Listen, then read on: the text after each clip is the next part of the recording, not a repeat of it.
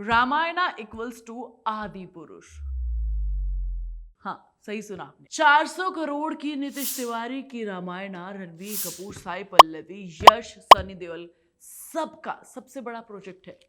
लेकिन क्या ये वही गलतियां दोहरा रहे हैं जिसने आदि पुरुष को तबाह कर दिया था? हाँ, विवादों का तूफान, बायकॉट के ट्रेंड्स और करोड़ों लोगों की आस्था दांव पर। आज मैं आपको बताऊंगी कि कैसे एक मेगा बजट फिल्म उसी डेंजर जोन में जा रही है जहां पर वो थी कभी। तो क्या आप तैयार हैं इस शॉकिंग सच्चाई को जानने के लिए? तो चलिए शुरू करते हैं। 23 जून 2023, वो तारीख जब 600 करोड़ की फिल्म आदि पुरुष ने बॉक्स ऑफिस पर धड़ाम से गिरकर इतिहास रच दिया था। लेकिन असली तबाही तो थिएटर के बाहर गई थी भाई। तेल तेरे बाप का, आंख तेरे बाप की लगेगी। जब हनुमान जी के मुंह से इस तरीके के शब्द निकले तो पूरा देश सन्नाटे में छा गया। मनोज मुंतशिर के टपोरी डायलॉग्स ने वो कर दिया जो किसी ने सोचा भी नहीं था। भगवान राम की कहानी को सस्ते गैंगस्टर के ड्रामे में बदल दिया और नतीजा देश भर में विरोध, सिनेमा घरों में तोड़फाड़ और तो और मेकर्स को झुककर माफी तक मांगनी पड़ी। करोड़ों का निवेश धूल में मिल गया और अब वही इतिहास खुद को दोहराने की तैयारी कर रहा है। लेकिन इस बार कहानी अलग है, मगर खतरा वही है। सबसे पहले सवालों के घेरे में आई सीता मैया का रोल निभाने वाली साई पल्लवी। जब साई पल्लवी का नाम माता सीता के लिए अनाउंस हुआ तो लोग खुश हुए। आखिर वो सादगी की मूर्त हैं, बिना मेकअप की सुंदरता की मिसाल हैं, परफेक्ट चॉइस है ना? लेकिन फिर इंटरनेट ने अपना काम किया। एक पुराना इंटरव्यू सामने आया जिसमें साई पल्लवी ने भारतीय सेना और पाकिस्तानी सेना के बीच एक ऐसी तुलना कर दी जो लाखों लोगों को नागवार गुजरी। उन्होंने कश्मीरी पंडितों के नरसंहार और गोरक्षकों पर ऐसे बयान दिए जिसे सोशल मीडिया ने एंटी नेशनल करार दे दिया। अब सवाल यह है कि क्या एक एक्ट्रेस जिसके पुराने बयान विवादित हैं, वो भारत की सबसे पवित्र नारी सीता माता को पर्दे पर कैसे जीवित कर सकती है ना? ट्विटर पर बायकॉट साई पल्लवी के ट्रेंड चलने लगे हैं। लोग कह रहे हैं कि हम आदि पुरुष की गलती को दोहराते हुए नहीं देख सकते। किसी तरह से ये बात बैकग्राउंड में चली गई, लेकिन अभी असली तूफान आने वाला है।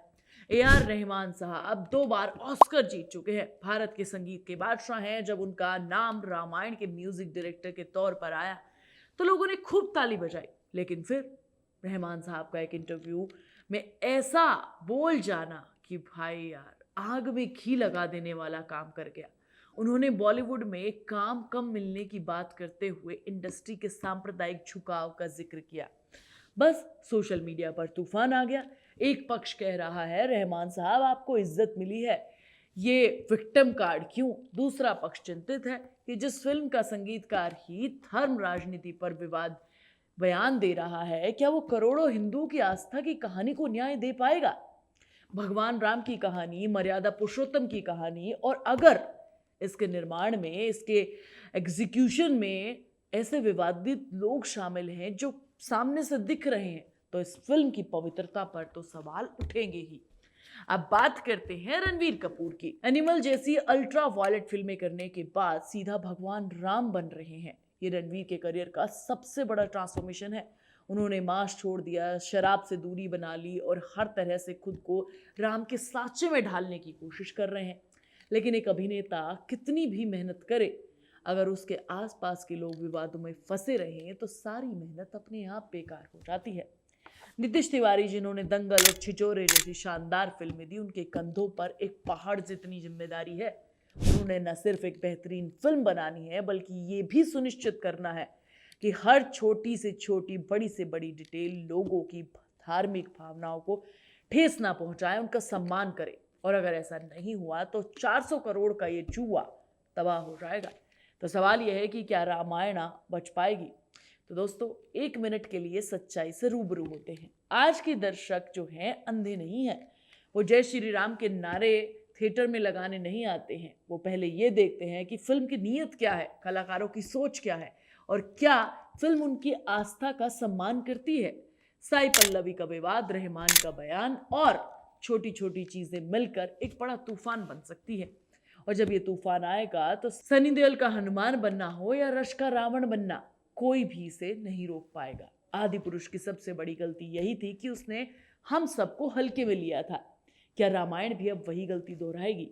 सच्चाई कर दी है, लेकिन नीतीश तिवारी और उनकी पूरी टीम के सामने एक बहुत बड़ा सवाल है।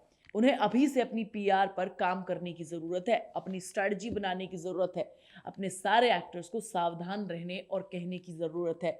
और सबसे ज़रूरी, उन्हें यह साबित करना होगा कि फिल्म सिर्फ पैसा कमाने के लिए प्रोजेक्ट नहीं है, बल्कि भगवान राम की कहानी को सम्मान देने के लिए है। ये एक पवित्र प्रयास है।